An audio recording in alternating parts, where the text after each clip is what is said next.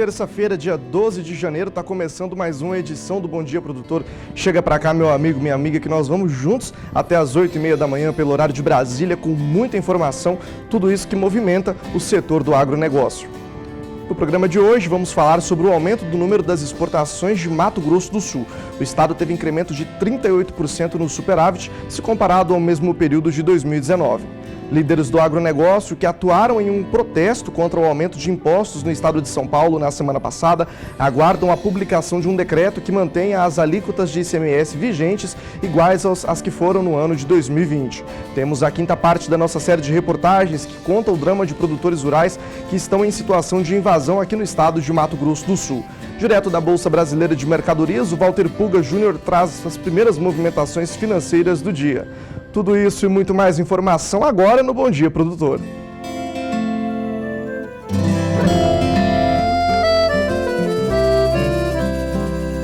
Acorda que o galo já cantou e o sol já vem fazer brotar mais um novo dia. Lenha no fogão, café pra esquentar e a bicharada no quintal. Bota pra molhar, tira leite no curral, arreia o cavalo, tem gado pra campear.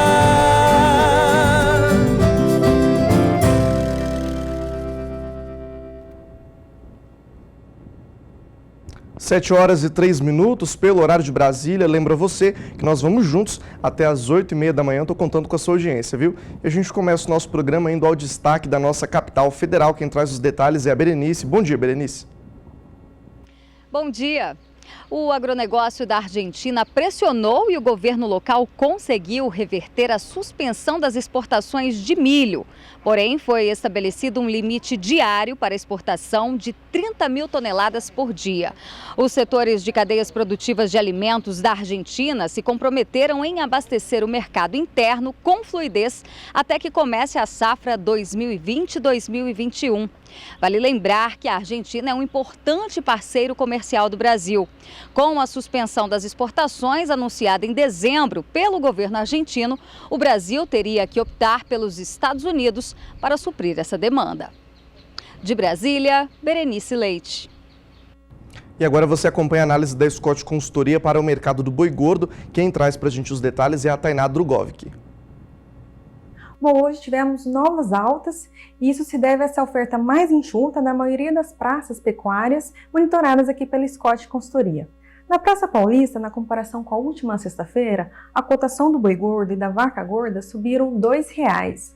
Já a novilha gorda, a alta foi de R$ 3,00. Dependendo dos negócios envolvendo a novilha gorda, os preços para abate chegam a firmar próximos aos preços da arroba do boi gordo. Nas demais regiões, o destaque ficou para o Mato Grosso do Sul, que devido a essa oferta mais enxuta no estado e as indústrias frigoríficas saíram às compras com maior afinco na última semana, a cotação do boi gordo na região de Dourados e Três Lagoas subiu R$ 3,00. Já na região de Campo Grande, o aumento foi mais expressivo, de R$ 5,00. Para o curto prazo, a expectativa é de um mercado mais firme, mas ficamos de olho no ritmo da volta dos pecuaristas aos negócios e nas exportações. Para essa semana, a expectativa é de um mercado mais firme. E agora é hora da cotação do boi gordo com a apuração da Scott Consultoria. Eu lembro a você que esses são preços para uma boiada comum, à vista e livres de fundo rural. E a cotação vai entrar para a gente aqui na tela. Nós começamos diariamente pela região sudeste. Você já percebe aí os preços que a gente começa a mostrar. Percebemos então que na região do sudeste houve alta de R$ 2,00 em Barretos, Araçatuba e também lá em BH. Alta de R$ 3,00 no sul de Minas e também no Rio de Janeiro e alta de R$ 7,00 no Triângulo Mineiro e no norte de Minas.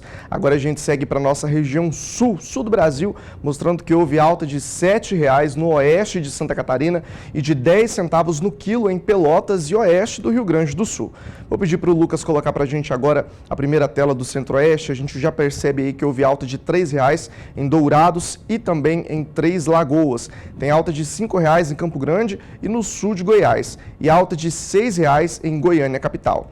A gente agora vai para a tela 2. Na tela 2 do Centro-Oeste tem alta de R$ 2,00 em Cuiabá e alta de R$ 4,50 lá no norte do estado do Mato Grosso. Vamos para o Nordeste agora? No Nordeste a gente vai também perceber que houve alta de R$ 3,00 no oeste do estado do Maranhão, e de lá a gente segue para a região norte, e na região norte a gente vai perceber que houve uma alta de R$ 2,00 no sul do Tocantins, de R$ 4,00 no norte e de R$ 9,50 no sudeste de Roraima, como você bem acompanhou aqui na tela. E agora a gente vai seguir então para a cotação do bezerro Nelore ontem com a apuração da Scott Consultoria.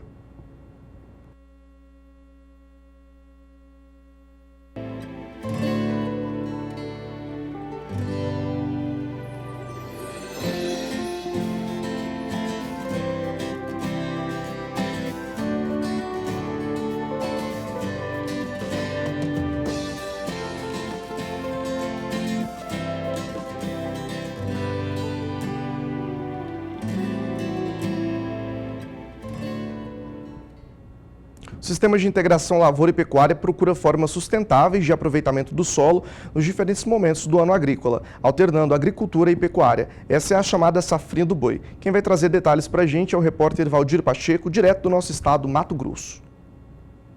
O Mato Grosso tem desenvolvido diversas tecnologias que permitem a produção de alimentos e fibras de forma sustentável e com baixo custo. Duas destas tecnologias são a integração lavoura e pecuária e o sistema de plantio direto. Entre vários benefícios, essas técnicas evitam o revolvimento do solo e mantêm os restos culturais da forrageira na sua superfície para reduzir a erosão, proteger o solo, aproveitar melhor a água das chuvas e aumentar a fertilidade do solo. O produtor em Valdoês vem integrando lavoura e pecuária com foco na produção de carne, ou seja, na segunda safra após a soja ele prioriza o boi safrinha.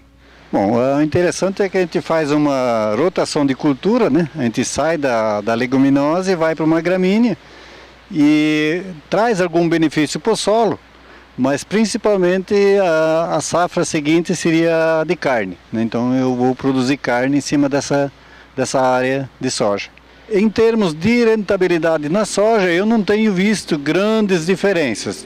Elas existem, mas são pequenas, mas principalmente porque eu faço uma rotação. Então eu evito de algumas plantas que possam atrapalhar na soja lá na frente, gasto menos químicos na operação, né? Que você faz uma soja e milho, você tem que usar um herbicida mais agressivo. E quando você faz soja gramínea, para mim preparar o solo para a próxima safra de soja, eu gasto menos químico. Às vezes com uma aplicação de glifosato, eu consigo fazer a próxima safra de soja. E quando você faz soja e milho, normalmente se usa 3. Então eu ganho uma com certeza, talvez 2. Então nem sempre todo ano é igual, né? Mas então você tem uma economia de químicos. Nesta safra, como houve atraso das chuvas, os animais ficaram mais tempo no pasto e, consequentemente, diminuiu o volume da palhada. Mas nem todos os anos são iguais, que nem esse ano, como a seca se prolongou muito, os animais praticamente se alimentaram de toda a cobertura vegetal que tinha, né? Então, em anos que a chuva começa mais cedo, então os animais não... Eu tiro os animais antes, então fica uma camada de palha melhor, daí eu gasto menos químicos. Esse ano, provavelmente, eu vou ter que fazer 2 aplicações, uma antes do plantio, e uma na sequência, depois que a soja estiver emergida. 3, 4 dias, depende muito do apuro. Se tiver tempo, o ideal seria que ficasse uns 10 dias antes de entrar com a planta, né? Ano passado eu tirei o gado de manhã, dessequei de meio-dia e comecei a planta à tarde. Então estava muito no limite já, né? E tinha uma massa muito grande. Então ano passado teve uma massa de cobertura muito boa. Esse ano, como nossa chuva atrasou, então os animais ficaram lá em cima e cada dia que passa lá ele vai se alimentando do que tem lá, então vai diminuindo a massa de cobertura. Esse é um dos principais benefícios, mesmo que tenha ficado pouca palha esse ano, mas mesmo assim ela segura a umidade. Então, para a umidade, que nem agora, isso aqui nós estamos plantando ontem sem chuva, hoje sem chuva, a previsão nos próximos dias também é com pouca chuva, então ela mantém a umidade no solo. No manejo de descompactação superficial do solo em sistema de plantio direto, o produtor instalou na plantadeira a botinha, no lugar do disco sulcador de fertilizante. Esta prática tem como vantagem o baixo revolvimento do solo em relação à aração. Na verdade, depende como você compra a plantadeira, se você compra ela preparada com botinha sulcadora ou se é só disco desencontrado. Eu peguei nessa plantadeira nova ali as duas opções, então ela tanto trabalha com a botinha como o disco desencontrado. Aí no início, como nós tinha pouca chuva esse ano, começamos a trabalhar com a botinha, né? E aí depois de uns 2 ou 3 dias de chuva na sequência, aí com a botinha eu tenho que diminuir muito a velocidade, porque senão ela mexe demais no solo. Então eu acabei tirando a botinha e botei o disco desencontrado para poder soltar o adubo. De Santa Carmen, Mato Grosso, Valdir Pacheco. Você que está acompanhando a programação do Canal do Boi está percebendo que desde semana passada a gente vem falando sobre o tratoraço, um movimento que aconteceu na última quinta-feira em São Paulo, que os produtores foram perto de supermercados em cidades do interior paulista para reivindicarem que o preço do ICMS, a alíquota do ICMS fosse mantida conforme foi em 2020. Haveria um aumento que foi proposto pelo governador João Dória. Depois disso, o governador recuou, não vai mais haver esse aumento, mas ainda assim os produtores estão esperando a publicação de um decreto que mantém as alíquotas de ICMS vigentes, iguais às que eram no ano de 2020. Ontem eu gravei uma nota sobre esse assunto e você vai acompanhar agora. Olá para você que acompanha a nossa programação. A Secretaria de Agronegócio do Estado de São Paulo divulgou após um dia de protesto que o documento deve sair até o dia 14 de janeiro no Diário Oficial, a próxima quarta-feira, inclusive é a véspera do período em que entra em vigência os incrementos para a alíquota. A revogação dos decretos assinados em dezembro no ano passado pelo governador João Dória, do PSDB, deve manter inalterados os percentuais de cobrança do imposto sobre produção de alimentos e do uso de energia elétrica para a agropecuária, o que era solicitado pelos produtores no dia do protesto, que inclusive levaram as máquinas para perto de supermercados com a finalidade de mostrar que quem pagaria por esse aumento era o consumidor. A elevação prevista era de 4,4% sobre hortifrutigranjeiros, defensivos, sementes, adubo, milho, farelo de soja e produtos veterinários, entre outros. O governo disse que a alteração devolveria equilíbrio ao caixa público, afetado pela pandemia do novo coronavírus. Mas líderes do agronegócio afirmam que o aumento do imposto deve trazer um incremento de 20% a mais nos custos de produção e também para o consumidor final. De Campo Grande, Mato Grosso do Sul, Vinícius Souza. Tá certo, a gente segue acompanhando esse assunto aqui na programação do Canal do Boi, trazendo mais detalhes para vocês, produtores rurais que estão na linha de frente da produção brasileira. Vou agora para o nosso primeiro intervalo comercial, mas antes vou mandar um abraço para o Adilson, lá de Marabá, no estado do Pará, que está sempre acompanhando a nossa programação. Entrou em contato ontem pelo WhatsApp e eu peço para você fazer o mesmo, mandar um WhatsApp para a gente, um recado com a sua dúvida ou sugestão de pauta. O número é esse que está aí na tela, 67998631001. No próximo bloco você vai conferir a 5ª edição da reportagem que conta o drama de produtores rurais que tiveram suas propriedades invadidas aqui no Mato Grosso do Sul. Você fica agora com a previsão do tempo para a região centro-oeste.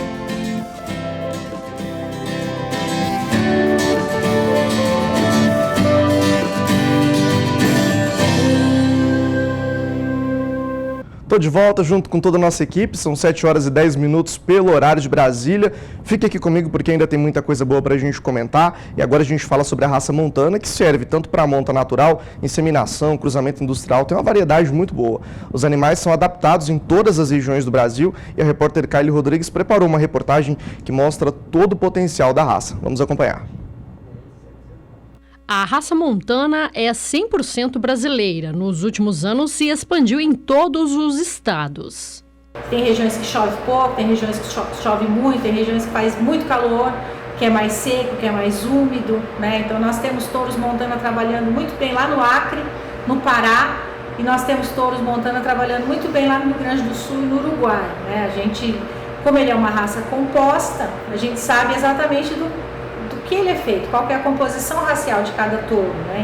Dados da Associação Internacional de Criadores de Montana mostram que já foram mais de 21 mil touros comercializados desde o início do programa e cerca de 18 mil touros com CEIP, que é o Certificado Especial de Identificação e Produção. Nós temos o CEIP desde 99, então é um volume muito grande, fazendo uma continha bem conservadora, né? Considerando que um touro trabalha com 25 vacas, com 60% de prenhez, né, vamos considerar uma média brasileira, né, e que o touro trabalha por 4 anos também, uma média brasileira, a gente estima que já tem mais de 1.300.000 produtos Montana nascidos no Brasil. Na prática, o touro Montana entrega o que promete, um bezerro de melhor qualidade, que ganha peso. As fêmeas são precoces. Os animais servem tanto para monta natural, inseminação, cruzamentos, como também produção de carne. As fêmeas Montana, elas emprenham muito bem aos 14 meses de idade, né? São fêmeas que dão cio cedo. A gente vem selecionando para precocidade sexual, a gente vem selecionando para características de carcaça, para buscar carcaças cada vez melhores, mais bem terminadas, com peças mais uniformes, né? Área de olho de lombo, espessura de gordura, marmoreio, que apesar da gente não receber por isso no frigorífico, o consumidor hoje em dia procura marmoreio, né? Então a gente está preparado para entregar, né? Além de adaptação, rusticidade, capacidade de trabalho, velocidade de ganho de peso, né? O Montana ganha peso muito rápido, a gente mede isso, né?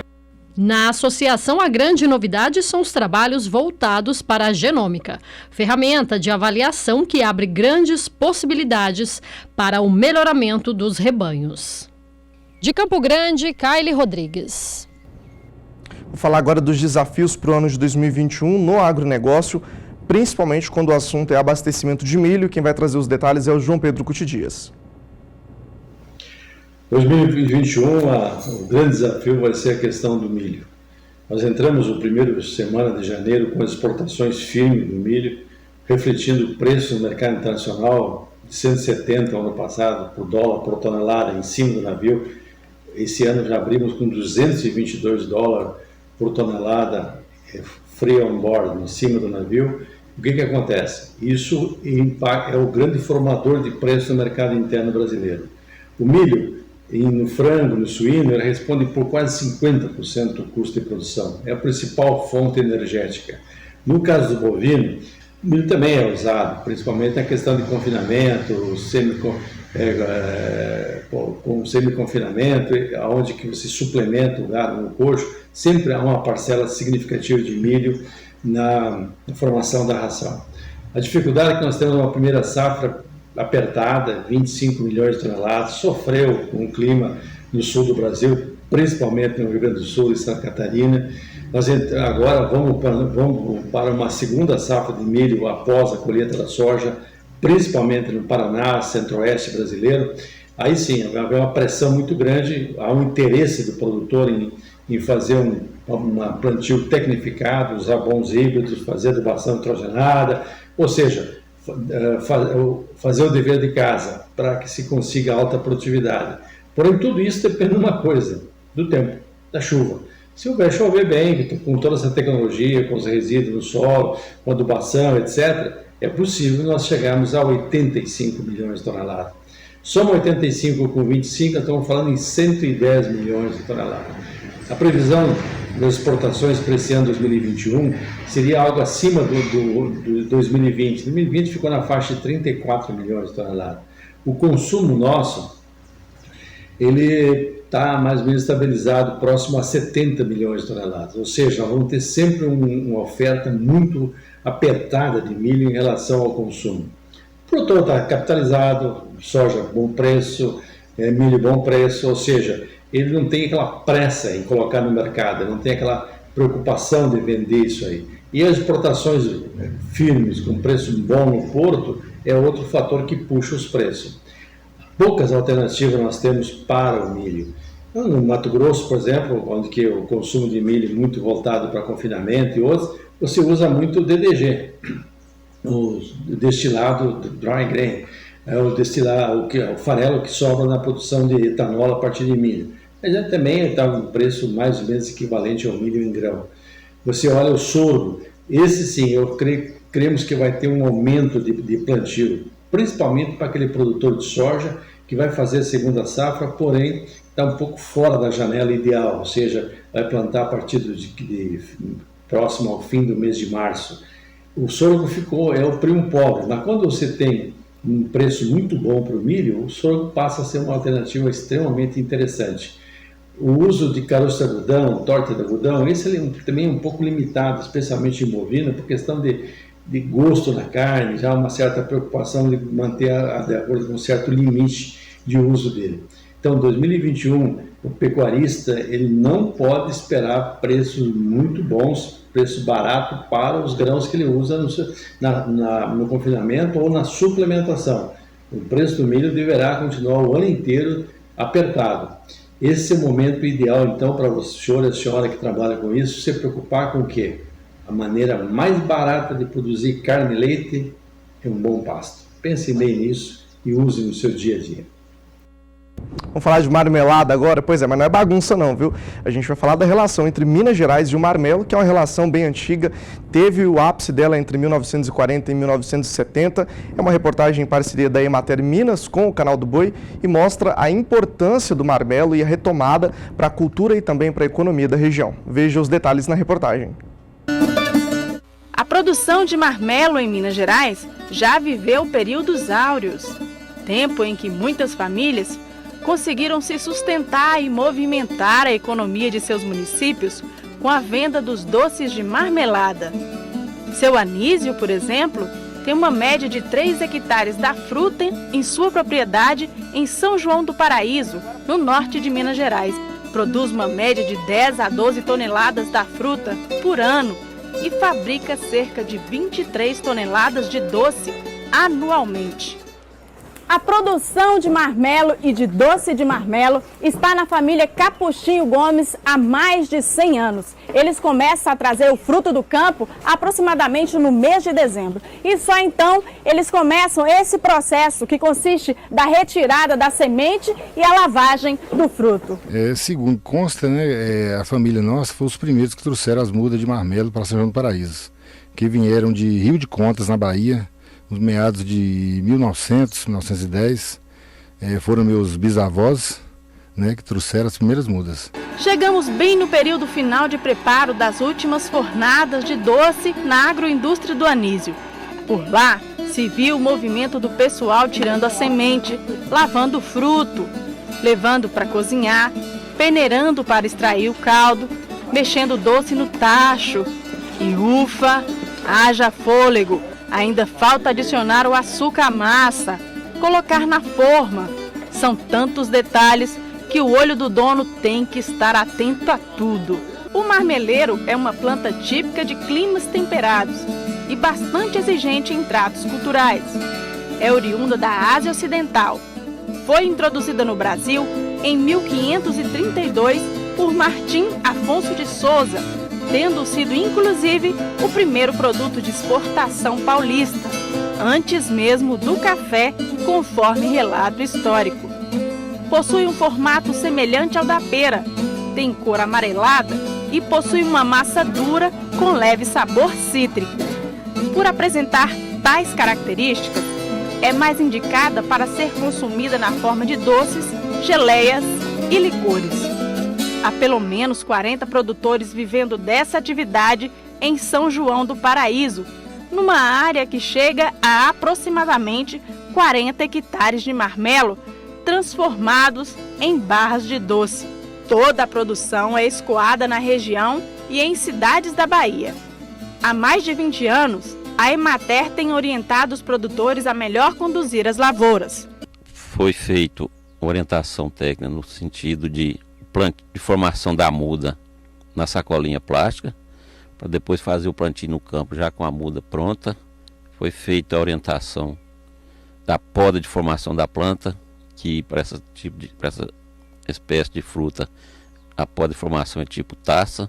A produção de doces movimenta a economia local e pessoas como Dona Adélia são contratadas no período da safra. Eu tiro marmelo na roça, coio na roça e tiro na semente. Na época da poda, a poda é feita de acordo com a lua. No caso é a quadra da Nova. Aí tem que contratar umas 10 pessoas, porque é só na fase da lua nova. Tem que ser naquele tempo, rapidinho. Porque se passar, ela não produz direito.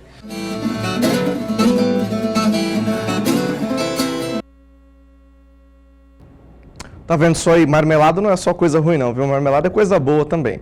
Mas agora eu mudo um pouco de assunto, vou falar de uma coisa um pouco mais séria, porque aqui no Mato Grosso do Sul você tem acompanhado durante alguns dias a nossa série de reportagem que conta o drama enfrentado por cerca de 150 produtores rurais aqui do Mato Grosso do Sul que tiveram suas propriedades invadidas por indígenas. Você vai acompanhar a 5ª edição dessa reportagem. Eu lembro você que ainda essa semana nós recebemos aqui no nosso estúdio a advogada especialista em causas relacionadas ao agronegócio que vai comentar para a gente um pouco mais a fundo sobre essas questões, mas agora você acompanha então a 5ª edição da reportagem. Confira. Chegamos ao fim da série de reportagens que mostrou o drama enfrentado por muitos produtores rurais em Mato Grosso do Sul. Famílias que convivem diariamente com medo em zonas de conflitos agrários, produtores que já foram invadidos. É muito difícil.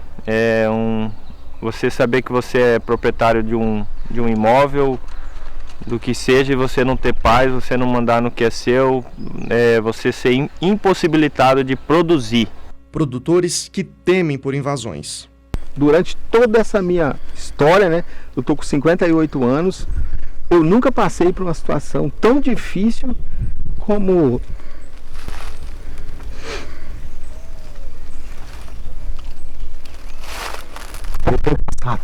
um cenário preocupante, ataques, ameaças e um pedido de socorro aos órgãos públicos competentes. A Secretaria de Justiça e Segurança Pública ela vem atuando de forma muito intensa para evitar justamente o confronto entre produtores e indígenas.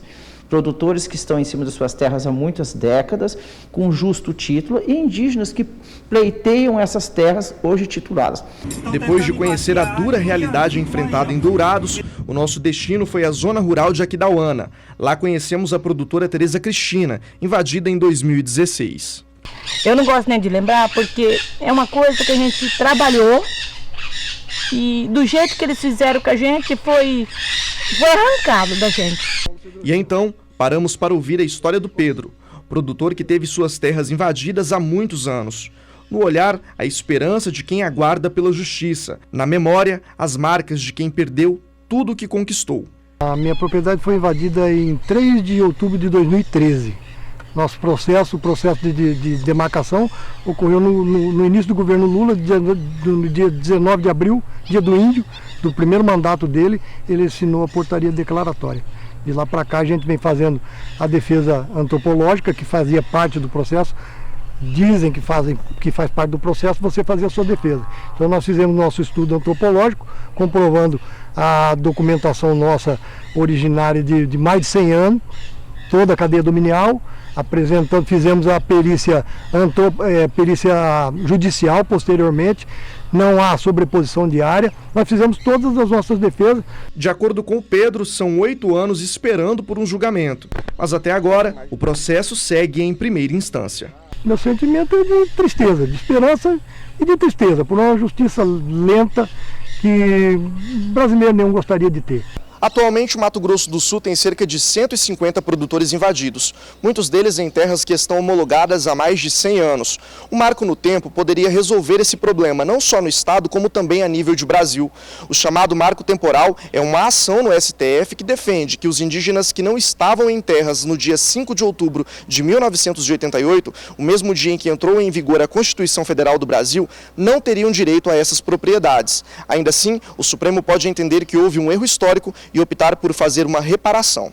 Nós entendemos que todos aqueles produtores rurais que detêm títulos de boa-fé, eles devem ser indenizados justamente porque entendemos que esse processo de conflito, ele nasce da ação e da omissão do Estado brasileiro. A ação, a partir do momento em que induziu o processo de colonização em Mato Grosso do Sul, boa parte desses títulos, especialmente na região de Dourados, eles são derivados da Colônia Agrícola Nacional de Dourados, a famosa marcha para o oeste, e há vários relatos, né, relatos inclusive do próprio da época do SPI, do Serviço de Proteção Índio, em que ele relata que o Estado teria ali desocupado de forma forçada áreas ocupadas por povos indígenas para que houvesse alocação de produtores rurais.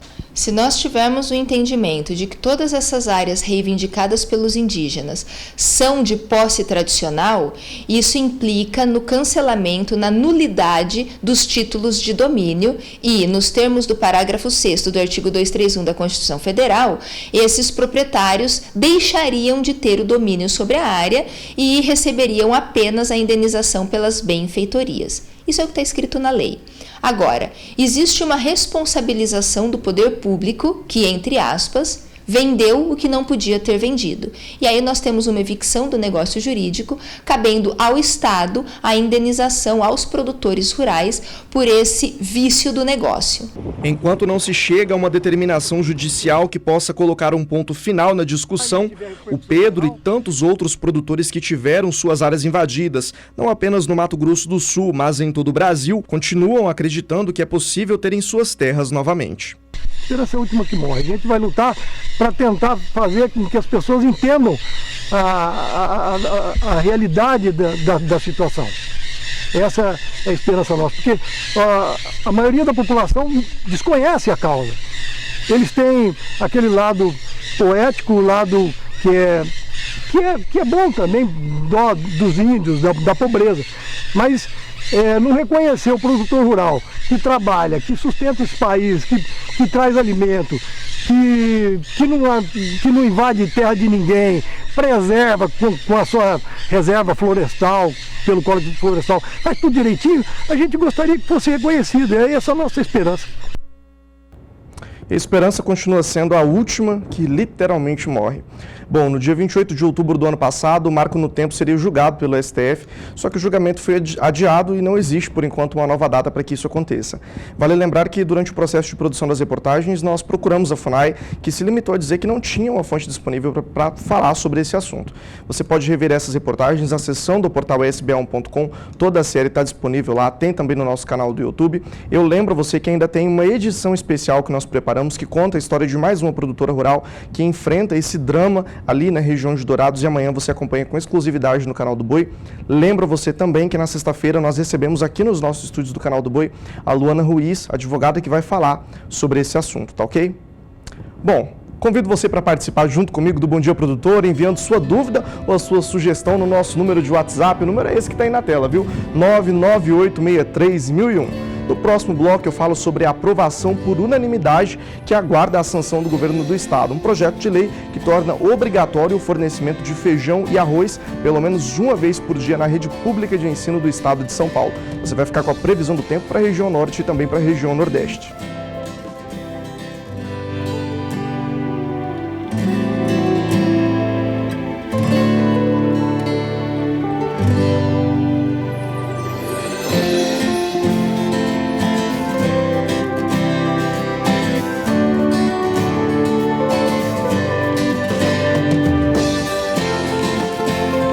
Sete horas e 40 minutos pelo horário de Brasília. Olha só, uma novidade para vocês, hein? Foi aprovado por unanimidade e agora está aguardando sanção do governo do estado de São Paulo o projeto de lei que torna obrigatório o fornecimento de feijão e arroz pelo menos uma vez por dia na rede pública de ensino.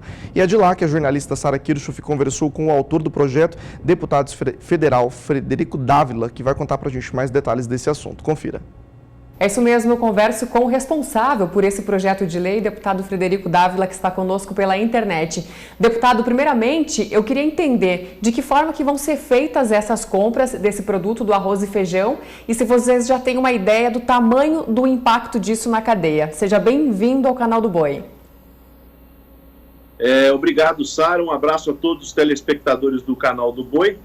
Na verdade, esse projeto de lei, ele não cria nenhuma despesa para o Estado, uma vez que já existe o orçamento para aquisição de merenda escolar. Ele apenas determina que seja fornecido na alimentação escolar, uma vez ao dia, pelo menos, o arroz e o feijão.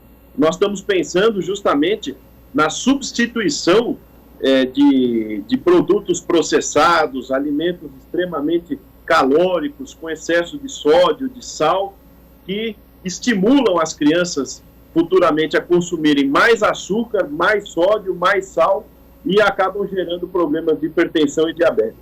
Perfeito, deputado. Você falou então uma vez por dia, né, pelo menos, na rede pública de ensino aqui no estado de São Paulo. Quanto de feijão e de arroz que devem ser consumidos aí? De quantos estudantes a gente está falando?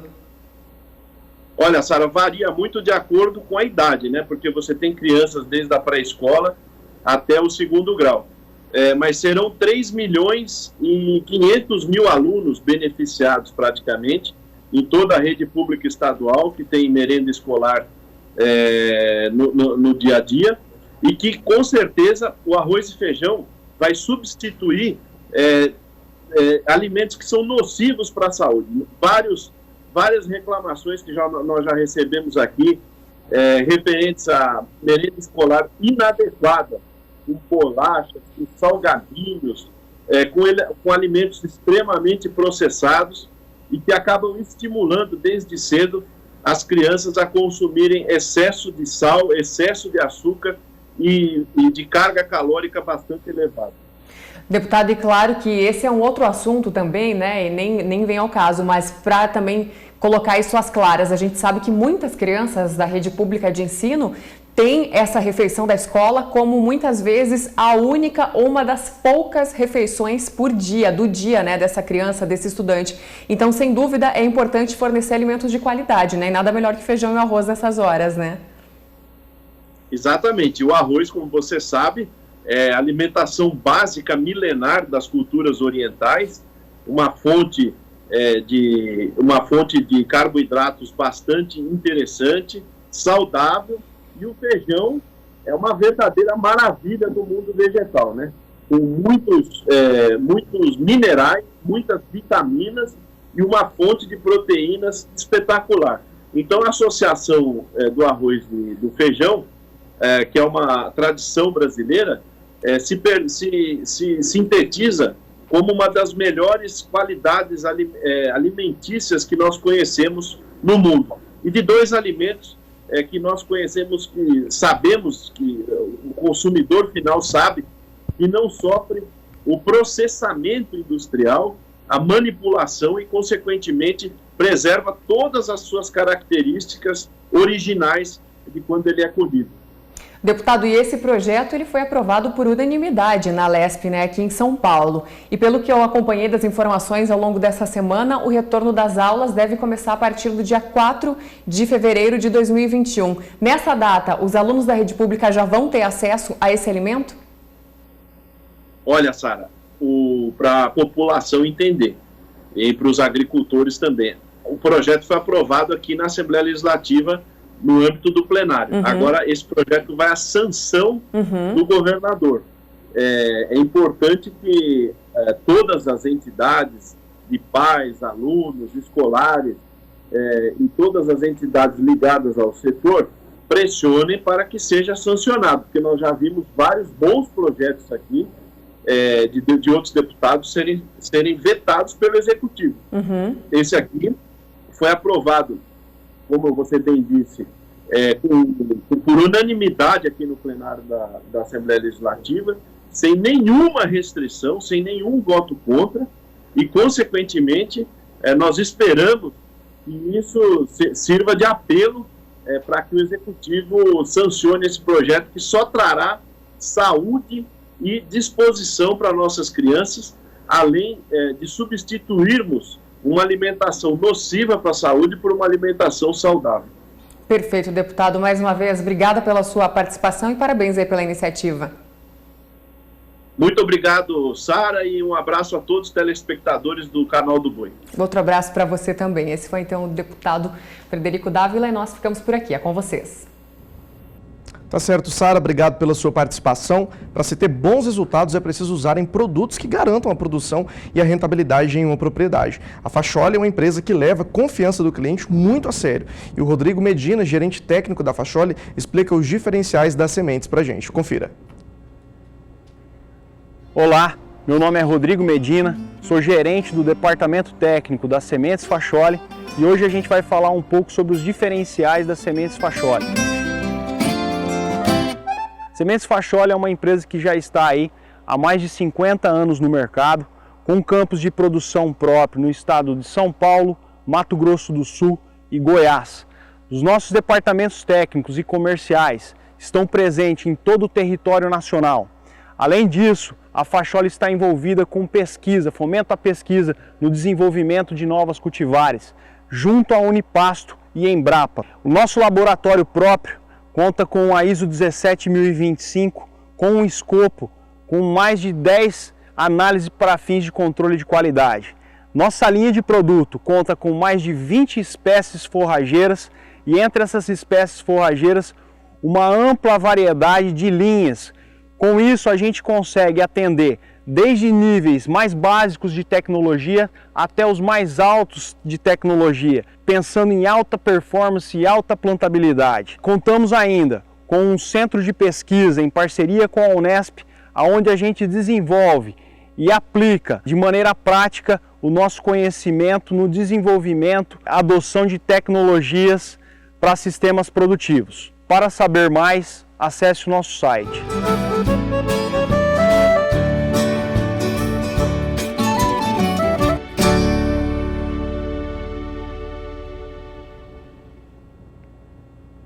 A produção de St. Peter apresenta crescimento acelerado no Brasil pela boa aceitação de mercado. Esse é um peixe com origem a partir do cruzamento da tilápia, criado em cativeiro, que possui uma coloração levemente avermelhada. Esta característica caiu no gosto do consumidor e o nosso repórter Mauro Andrade visitou a piscicultura Água Clara, no Paraná, que produz o peixe. Acompanhe. Nós estamos em Florestópolis, no Paraná, viemos na piscicultura Água Clara para conversar com o professor doutor em aquicultura, Júlio Hermann Leonhardt, e vamos conhecer a espécie St. Peters. Professor, o que é a St. Peters? Podemos dizer que ela é uma tilápia?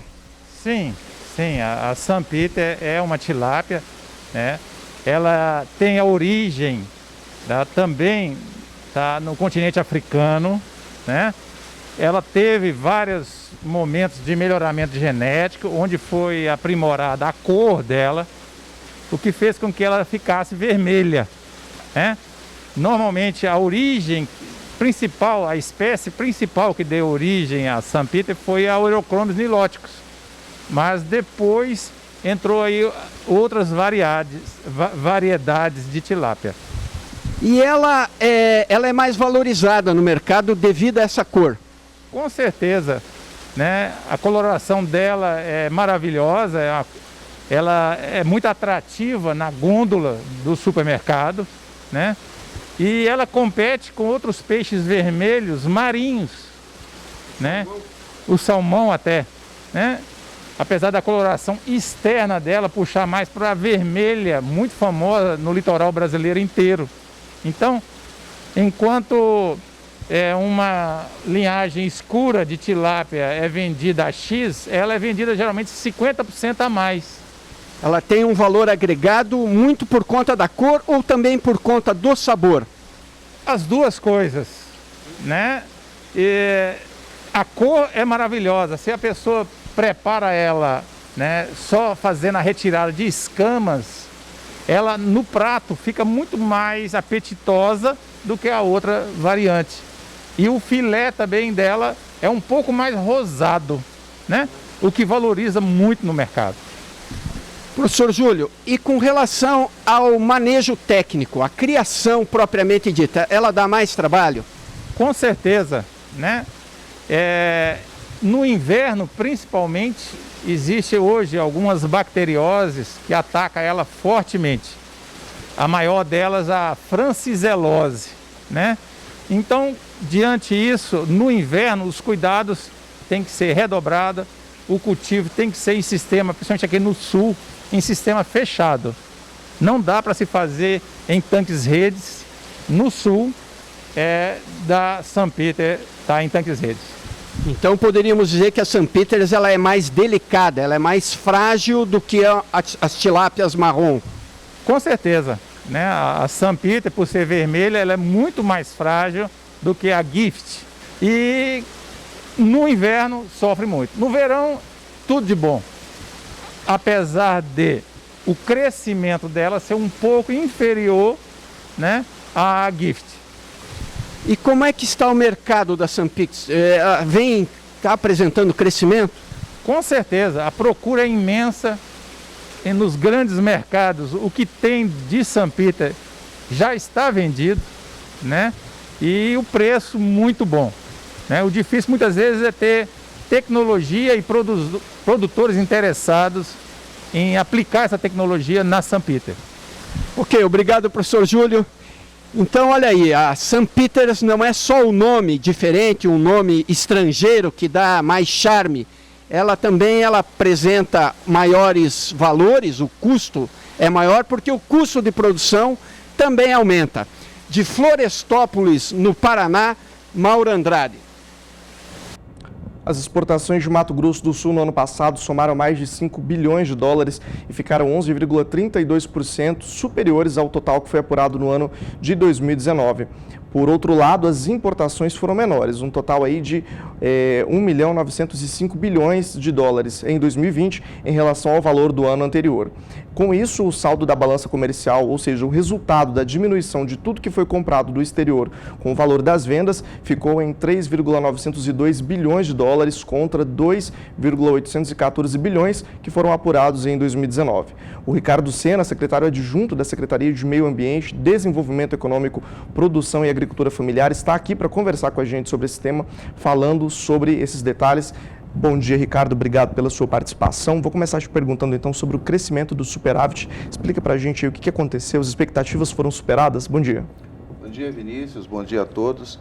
Eu acho que nós temos uma combinação de vários fatores aí, né? Primeiro, acho que o principal ponto é o fato de que a desvalorização do real perante o dólar acabou provocando uma sensibilidade e um barateamento dos preços dos produtos brasileiros nos mercados internacionais. Então, isso favoreceu com que os nossos produtos, especialmente commodities, tivessem uma performance bem positiva nesse mercado.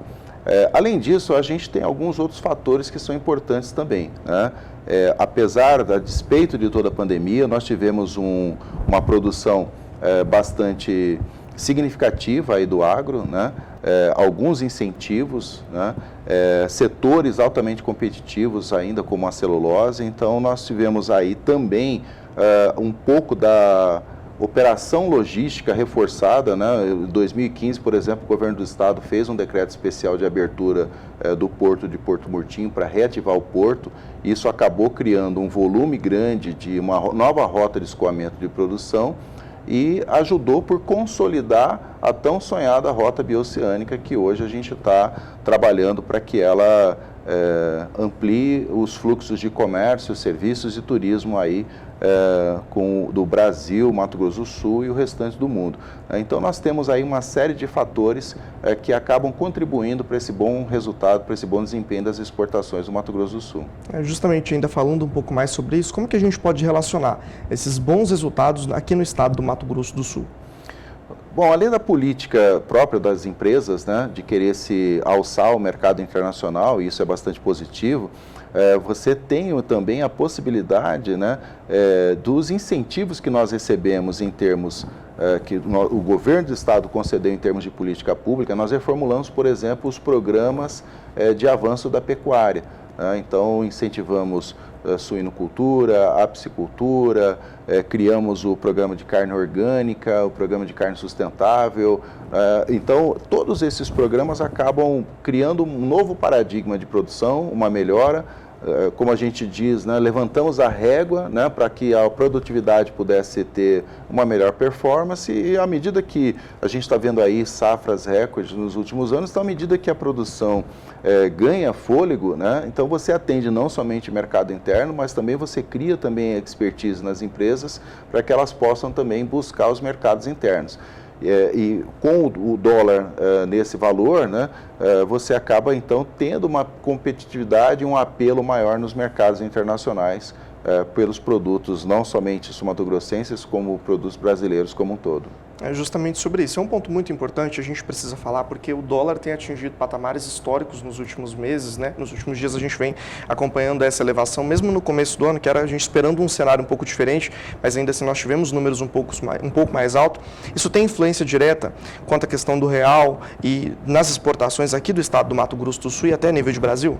Sem dúvida nenhuma. E a expectativa para esse ano é que o dólar vai permanecer nesse patamar. Não há nenhum motivo hoje que faça com que o real se valorize diante do dólar, e isso prejudicaria esse desempenho das exportações. Então a tendência é que o dólar permaneça nesse patamar, acima dos R$ 5,00, R$ 5,40, e tem uma notícia ainda melhor que as previsões estão dando agora, né, que é o fato de que a economia mundial, em especial a economia dos nossos principais parceiros comerciais, vai aumentar, né? A taxa do mundo como um todo, né? A previsão é de um crescimento de 4%, para os países asiáticos em torno de 8%, então isso é extremamente positivo. Então os nossos principais compradores têm uma perspectiva boa de crescimento da sua renda. Então se a renda cresce lá, a demanda por nossos produtos tende a aumentar.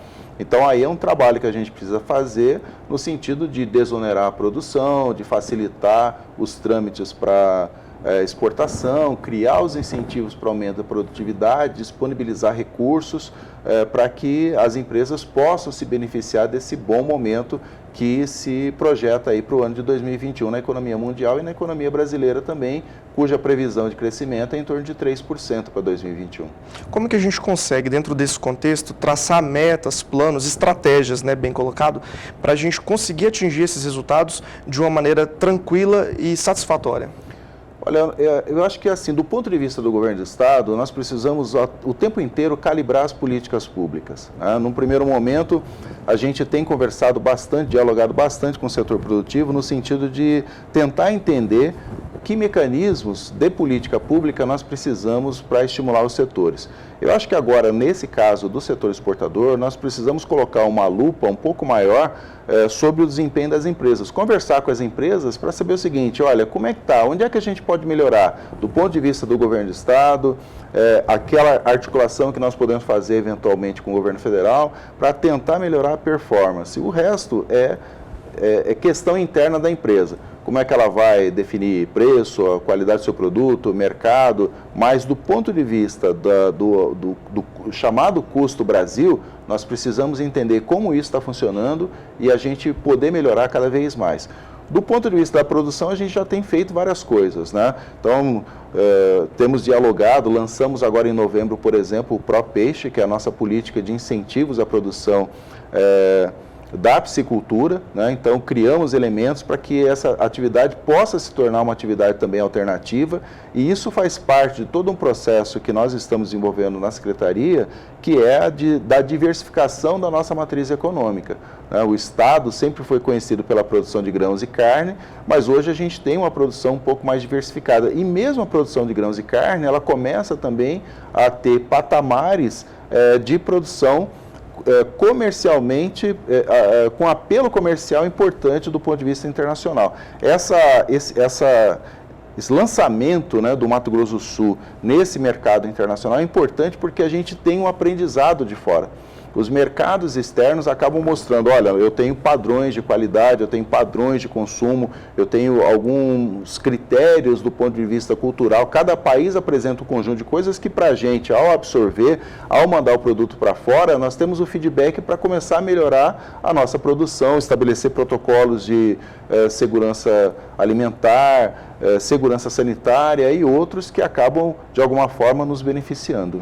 Eu pego um gancho falando sobre essas questões de biossegurança, porque a gente teve um ano pandêmico. 2020 foi um ano bastante complicado, né, em relação a tudo isso que tem acontecido.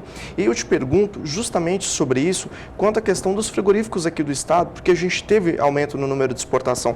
Você acha que isso pode estar relacionado a gente ter bons protocolos sanitários, permitirem que a gente continuasse, mesmo em meio à pandemia, com tantos casos de Covid diagnosticados no Brasil e no mundo inteiro, ainda assim continuar apresentando resultados satisfatórios? Eu acho que, na verdade, essa pandemia está mostrando isso, né? Todo e qualquer setor, uma vez que adota protocolos de biossegurança, são elementos essenciais para continuar ganhando credibilidade no mercado. No caso dos frigoríficos em especial, eu acho que não somente os protocolos de biossegurança, como a rapidez com que houve uma atuação para contornar os casos que aconteceram, acho que foram essenciais para manter a credibilidade do país no mercado internacional.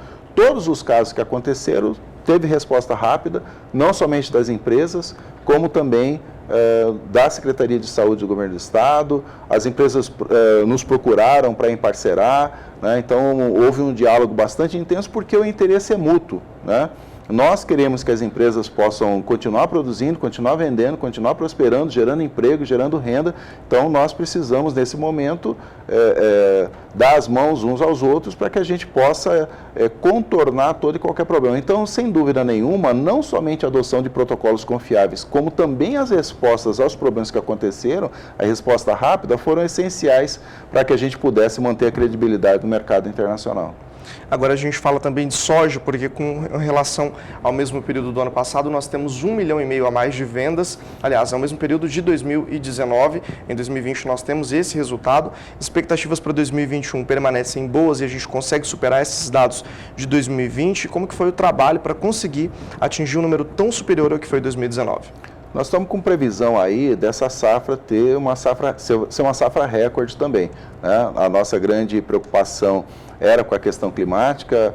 Até pouco tempo atrás não estava chovendo o suficiente, né? Aliás, essa é uma preocupação que nós temos, que na verdade todas as previsões climáticas que nós temos é que no médio para longo prazo há uma tendência de aumento de temperatura e chuvas abaixo da média. Então, nós precisamos monitorar um pouco isso aí para poder orientar a produção, orientar inclusive as atividades como um todo, né, do ponto de vista produtivo, para que a gente possa ter um bom desempenho e isso não atrapalhar as safras. Mas a soja está com uma expectativa aí de fazer uma safra recorde para esse ano também. Então, eu imagino que isso significa que nós vamos ter não somente produtos para o mercado interno, como também as pessoas, os produtores, podem aproveitar esse bom momento do mercado externo e destinar os produtos para exportação, o que no valor do dólar hoje cria uma situação de receita bastante considerável para o setor.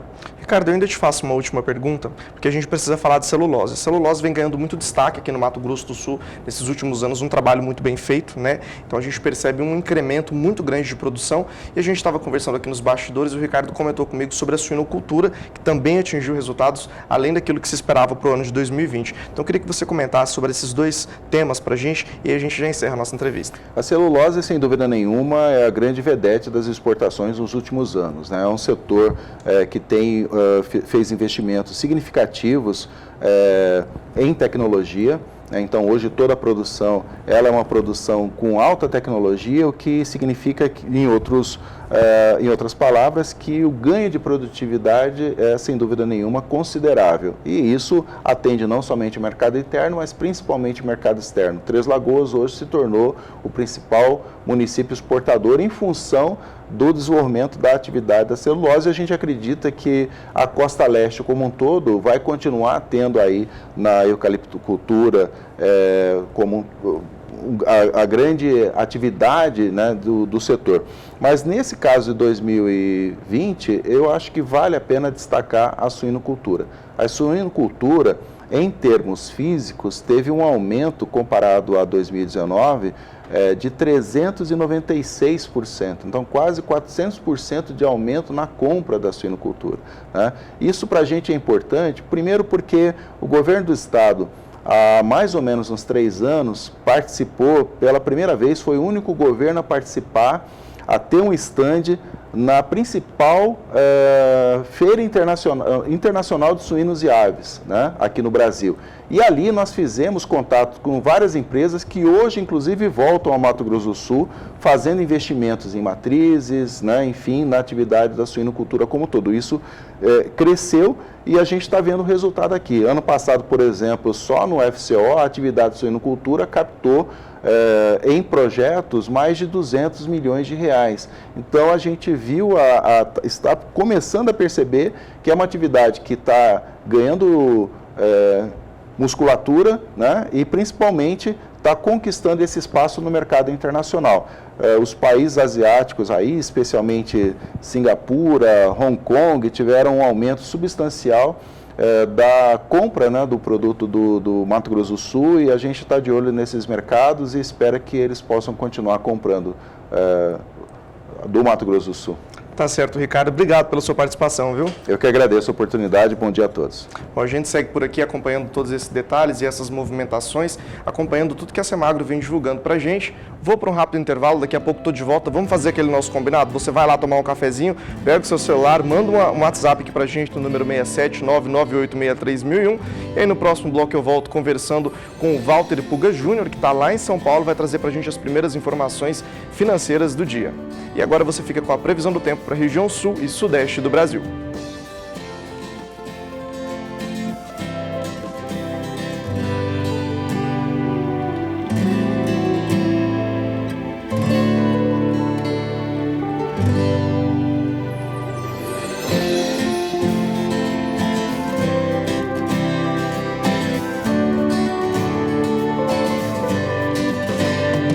Oito horas e 10 minutos pelo horário de Brasília, a gente segue junto até as 8h30 da manhã. Eu vou aproveitar para mandar um abraço para o Ricardo, lá de Balsas, no Maranhão, mandou um WhatsApp para a gente agora, diz que está ligado aqui na programação. Também para o Vitor, que mandou um WhatsApp direto do Rio de Janeiro, está todo mundo ligado aqui acompanhando ao canal do Boi, Nordeste, Norte, Sul, Sudeste, o Centro-Oeste ligado aqui também na nossa programação. E agora falando em Sul, eu vou trazer informações da região Sul, mas quem vai contar os detalhes é a Kaile Rodrigues, que vai entrar para a gente aqui direto da nossa redação. A Kaile, como sempre, trazendo muita beleza aqui para o nosso Bom Dia Produtor, né, Kaile? Bom dia, obrigado, viu? Quais as informações que você traz direto do Rio Grande do Sul? Vinícius, bom dia para você, bom dia a todos. Imagina, olha só, Vinícius, lá no Rio Grande do Sul já perdeu 70% da produção de milho, espera chuvas em janeiro para recuperar a soja, né, que já vem na sequência. O presidente da ProSoja do Rio Grande do Sul destaca que faltou chuva no momento crucial de enchimento das espigas e até lavouras irrigadas apresentam perdas. Para a soja, a expectativa é de regularização das perspectivas, né, deste mês e manutenção de boas produtividades. O mercado para a soja é bom e o produtor deve ficar mais atento às oportunidades. Vinícius, então com essa informação eu já devolvo o sinal aí para você, porque hoje o nosso tempo está bem reduzido, né? E sei que você tem informações importantes para repassar aí para o amigo telespectador. Tá certo, Kaile, obrigado pela sua participação diária aqui no Bom Dia Produtor. Vamos falar de vinho agora. Será que você é uma daquelas pessoas que são apaixonadas por essa beleza, né, tão boa que todo mundo gosta? Então eu quero saber se você valoriza mais a produção brasileira ou se você valoriza um pouco mais da produção que vem de fora. A gente vai acompanhar detalhes na reportagem da Rosa Cabral.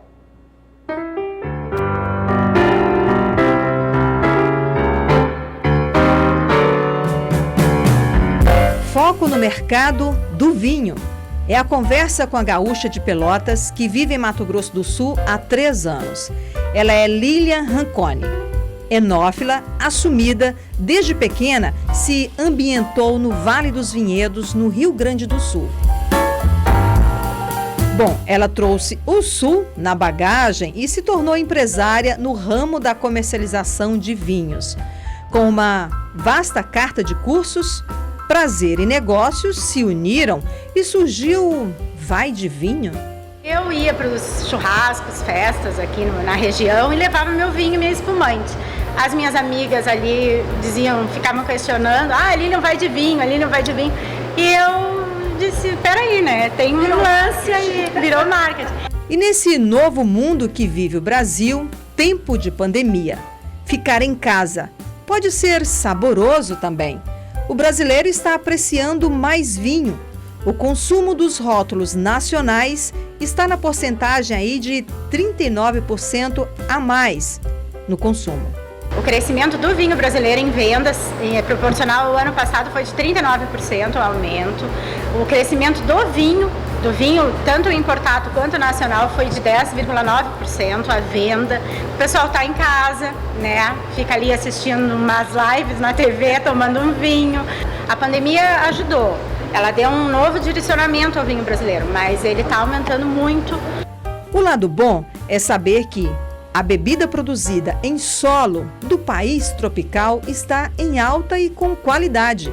Aquela história do Rio Grande do Sul ter sido colonizada pelos italianos e alemães, responsáveis pela produção do vinho colonial, do Velho Mundo, ficava 90% da produção em território gaúcho.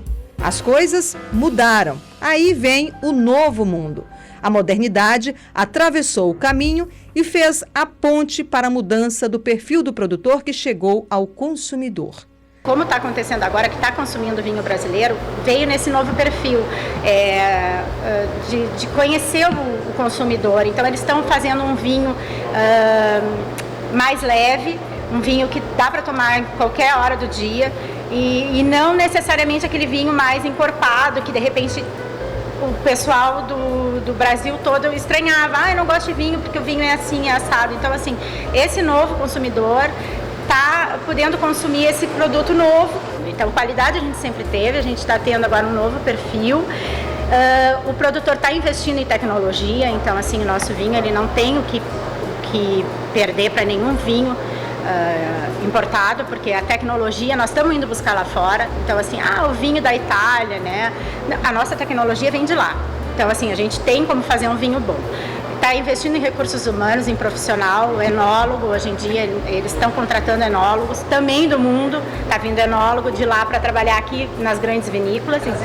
Por mais belo e elegante que pareça ser falar sobre esse universo engarrafado, se esbarra em gargalos. Por exemplo, você sabia que os vinhos da Argentina e os chilenos entram no Brasil livres de impostos? Então, a cadeia produtiva por aqui pode sentir ainda mais quando os vinhos europeus também se beneficiarem do livre comércio entre os dois blocos. A solução poderá ser o Modervits, um fundo criado pelo governo que receberá dinheiro do Imposto sobre Produtos Industrializados, o IPI, que incide sobre vinho e será destinado às ações de inovação e modernização do setor. No planejamento, são 130 milhões para ajudar os produtores brasileiros. Pelos dados do Ibravin, Instituto Brasileiro do Vinho, 200 mil pessoas e mais de 1.100 vinícolas integram o setor no Brasil. A base da cadeia no Rio Grande do Sul, líder no ranking nacional de produção, é a agricultura familiar. E aquele que acelera a nossa balança comercial, o dólar, em alta, aqueceu o produto interno e, de certa forma, deixou a mercadoria internacional mais na reserva. Até deu uma quebrada nessa questão do imposto, então, assim, o vinho hoje importado ele está bem mais caro em relação, né, a 6 meses atrás, em questão do dólar, mas o imposto é uma briga que tem várias discussões. O governo tem que se dar conta que nós temos que apoiar o produtor brasileiro, né? O produtor nacional. A gente quer ser conhecido como um país também do vinho e não apoia essa questão da tributação. Então são coisas que não estão batendo, né? Mesmo assim, com toda a tributação, o vinho nacional de altíssima qualidade, ele compete até em questão de preço, muitas vezes ele ganha do vinho importado. É só questão de paradigma, quebrar paradigmas. Por mais que fale, né, no preço do vinho nacional, um vinho nacional top de linha, um ícone de uma vinícola, ele muitas vezes é bem mais barato que o top de um ícone da vinícola internacional.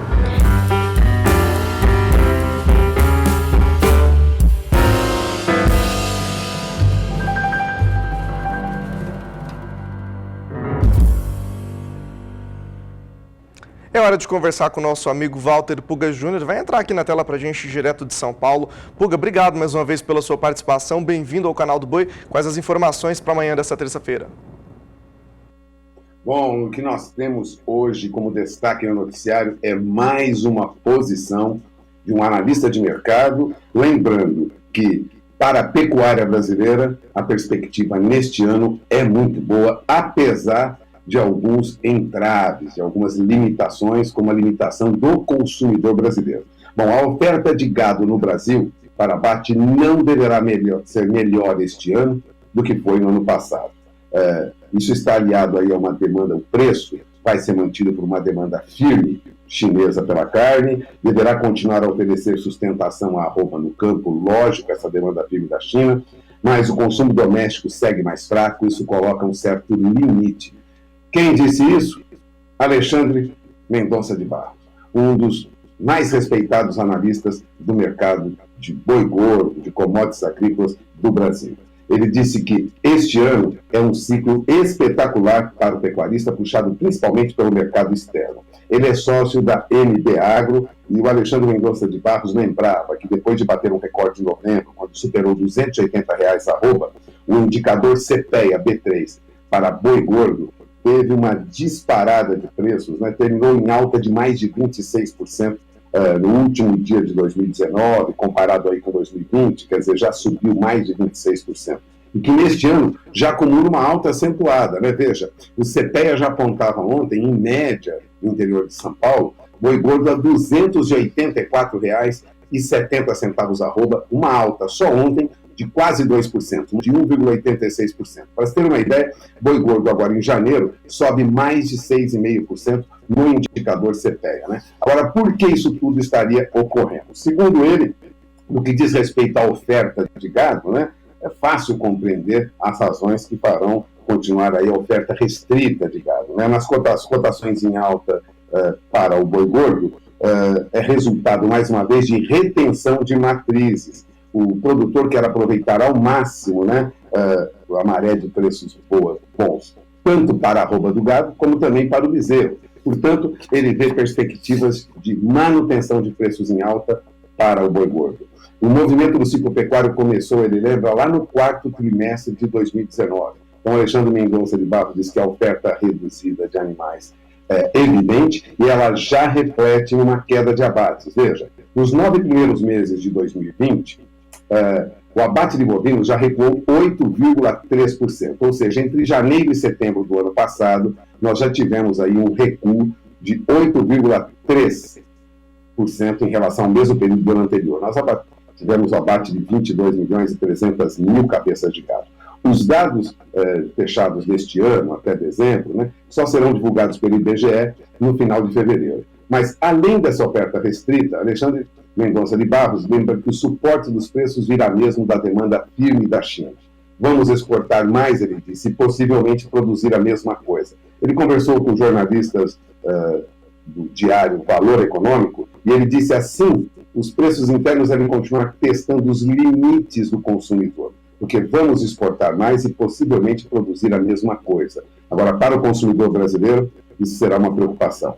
No mercado doméstico, os preços alcançaram as máximas no atacado em São Paulo. Veja, o corte traseiro chegou a R$ 22,00 por quilo, bem acima do recorde da década, que era de R$ 14,00 por quilo. Agora, esse teste no valor do boi gordo vai encontrar limites em fatores como o que nós estamos vivendo agora, que é o fim do auxílio emergencial. O avanço do coronavírus também é uma preocupação, o elevado nível de desemprego, nós estamos com quase 15% de desemprego, segundo dados do IBGE, portanto, há uma limitação para a alta do boi gordo quando olhamos para o mercado interno. Quando olhamos para o mercado externo, a perspectiva é muito positiva. Agora, o mercado interno já começa a preocupar. Afinal de contas, aproximadamente 70% do gado bovino é destinado a corte no Brasil. Ele deve, lógico, causar aí ter uma baixa de consumo muito grande. Chegamos a 40 quilos por habitante, lembra Alexandre Mendonça de Barros, quando o PIB do Brasil subiu 7%, no governo Lula. A tendência é que esse recuo doméstico persista e a nossa média de consumo de carne volte aos patamares dos anos 70. Portanto, é muito preocupante o que ocorre com o mercado interno neste momento para o consumo de carne bovina. Agora, referendando aí os dados sobre a demanda chinesa, vamos lembrar que 58,6%, tome nota, do volume das exportações de carne bovina foi destinado à China e a Hong Kong. Veja, 58,6% de toda a carne bovina exportada foi para a China e Hong Kong. Na receita dos embarques, a participação da China e de Hong Kong nos embarques de carne bovina foi de quase 61%, é 60,7% de toda a carne bovina enviada para fora. Portanto, a perspectiva é boa, mas sempre de olho no mercado externo, porque o mercado interno deve sofrer e sofrer muito, é o que lembrava Alexandre Mendonça de Barros. Essa posição do Alexandre Mendonça de Barros não é muito diferente de outros analistas de mercado que veem a exportação de carne bovina como o grande, né, o grande fator, o fator mais importante para a manutenção dos preços no mercado.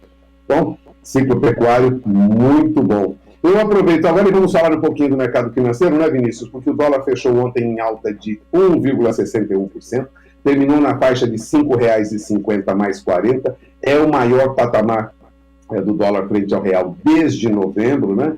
E por pouco não passou muito além desse valor. Chegou a ultrapassar R$ 5,51, mas terminou a R$ 5,50. Agora, foi uma disparada do dólar, né? Desde o dia 5 de novembro do ano passado, quando ele atingiu R$ 5,54, nós não vimos esse valor tão alto. Agora, na sexta-feira, a moeda americana já tinha uma alta de 0,32% frente ao real, a 5,41%, isso na venda. Na semana, a moeda norte-americana fechava já na sexta-feira com alta de 4,39%. Agora, o dia foi de correção em vários ativos de risco, nós tivemos quedas de bolsa ontem em todo o mundo, houve um ajuste para baixo, né? Nós tivemos aí, depois de uma alta acentuada na semana passada, nós tivemos aí um recuo, uma realização de lucro. Isso aconteceu por quê? Porque os investidores estão começando a aumentar as expectativas de alta de juros lá nos Estados Unidos, isso até a segunda metade de 2023, é o que dizem analistas internacionais. E diante das perspectivas de mais estímulo fiscal e inflação mais alta nos Estados Unidos, lógico, nós tivemos aí uma valorização do dólar, não só frente à moeda brasileira, mas também a outras moedas. Além disso, nos Estados Unidos, os democratas no Congresso iniciaram uma ofensiva na tentativa, né, de destituir o presidente dos Estados Unidos, Donald Trump, apresentando aí um artigo de impeachment acusando de incitar a revolta que resultou naquela invasão lá no Capitólio na semana passada. Bom, enquanto isso, nós temos aqui no Brasil ainda alguma indefinição em relação à presidência da Câmara dos Deputados. Portanto, há aí uma pressão, vamos dizer assim, uma certa desconfiança de quem opera no mercado de câmbio em relação ao que ocorre no Brasil, que decisões nós vamos tomar. Enquanto isso ocorre, o que acontece com a nossa Bolsa? Bom, a nossa Bolsa perdeu a marca dos 123 mil pontos. Eu acompanho aqui toda a evolução dos negócios diariamente, né? E o que nós temos? Olha, o nosso índice Bovespa ontem caiu para 123.255 pontos. Eu vou repetir, 123 mil pontos. Depois de ultrapassar 125 mil pontos e indicar que estaria rumando aí para os 130 mil pontos, nós tivemos ontem uma queda, isso ocorreu também em outras bolsas do mundo, a queda foi de 1,46%, fechou aos 123 mil, eu vou repetir, 255 pontos. O que ocorria ontem era um movimento de baixa que ocorria em todo o mundo, houve uma, vamos dizer assim, uma espécie de realização de lucros, né? Depois de altas acentuadas, muita preocupação em relação ao avanço do Covid em várias regiões da Covid-19, e isso trouxe problemas, né? Dados divulgados ontem mostravam que a média móvel de mortes por Covid é a maior dos últimos 5 meses no Brasil. Foram 483 mortes registradas no domingo, o que elevou aí a preocupação, aumentou a preocupação dos investidores do mercado.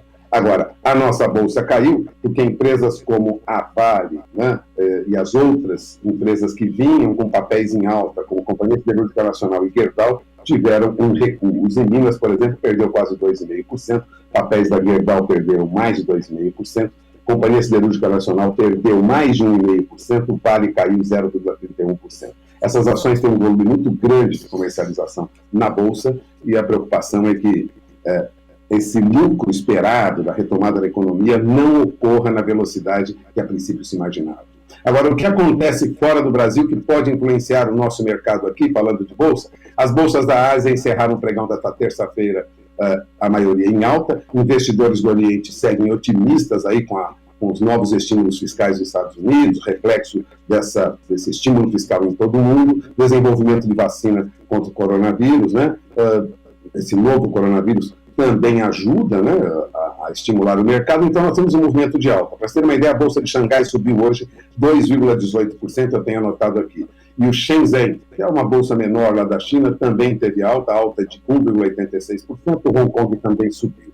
Agora, o que acontece em outras bolsas, como as bolsas da Europa, que também influenciam o mercado brasileiro, é que nós temos aí um movimento de acomodação. O índice FTSE da Bolsa de Londres em queda agora há pouco, o índice CAC da Bolsa de Paris também em queda, uma queda menor de 0,10% aproximadamente, e o índice DAX da Bolsa Alemã, estou vendo aqui, tem queda de 0,13%, ou seja, não temos mais aquele movimento de recuperação que a princípio víamos nesta manhã. Isso pode, lógico, pressionar um pouco o nosso índice Bovespa, cujas negociações começam daqui a pouco, às 10 horas da manhã, no horário de Brasília.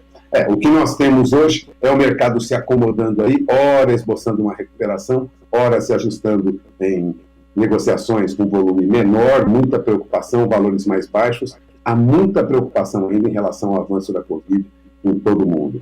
Isso não ocorre só no Brasil, ocorre com outros países, há muita preocupação, portanto, essa oscilação vai continuar neste início de ano. É o que se percebe dos números que nós vemos agora.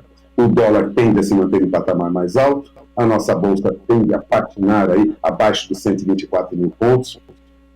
Vinícius, muita preocupação. Mas para a pecuária, como nós falamos agora há pouco, sinal verde, céu de brigadeiro, pecuária brasileira vai crescer e crescer muito, a agricultura também.